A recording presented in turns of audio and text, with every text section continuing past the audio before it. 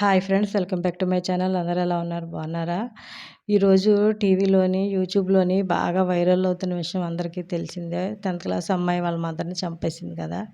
పిల్లలు ఎలా తయారవుతున్నారు? ఎలా ఉంటున్నారు? పేరెంట్స్‌తో ఎంతవరకు వాళ్ళు బాండింగ్ కలిగి ఉంటున్నారన్న ఆలోచన వచ్చి చాలా బాధేసింది.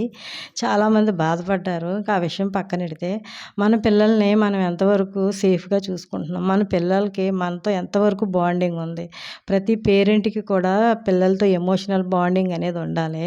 ఎందుకంటే ప్రతి చిన్న విషయం కూడా తల్లికి, తండ్రికి చేయగలిగే అంత స్నేహం పిల్లలతోని తల్లిదండ్రులు కలిగి ఉండాలి.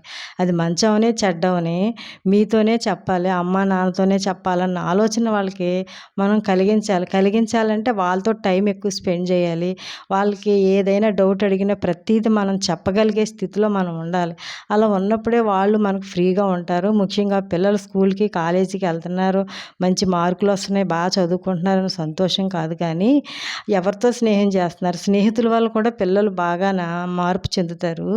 ఎవరితో స్నేహం చేస్తున్నారు? వాళ్ళ స్నేహితులు ఎవరు అనేది మనం తెలుసుకోవాలి. వాళ్ళ స్నేహితులతో మనం కూడా స్నేహంగా మెలగాలి. వాళ్ళతో అన్ని విషయాలు మాట్లాడాలి. ఇంటికొస్తే వాళ్ళని మంచిగా రిసీవ్ చేసుకోవాలి. వాళ్ళకి మనకి కూడా మంచిగా స్నేహం కుదరాలి వాళ్ళ స్నేహితులతో. అప్పుడే వాళ్ళ ఫ్రెండ్స్ కూడా మనతో ఫ్రీగా మాట్లాడగలుగుతారు. ఎందుకంటే అలా ఫ్రీగా ఉన్నప్పుడే, వాళ్ళతో మాట్లాడినప్పుడే వాళ్ళ మంచి చెడ్డలు వాళ్ళు చెప్పకపోయినా మనం ఈజీగా తెలుసుకోవటానికి మనకు అవకాశం ఉంటుంది. ప్రతి పేరెంట్ కూడా పిల్లల విషయంలో అలా చేయాలి. పిల్లలకి ఫోను కొనివ్వకండి. ఎందుకంటే మా పిల్లలకి నేను ఇంటర్మీడియేట్ అయ్యేదాకా ఫోన్ కొనివ్వలేదు నేను.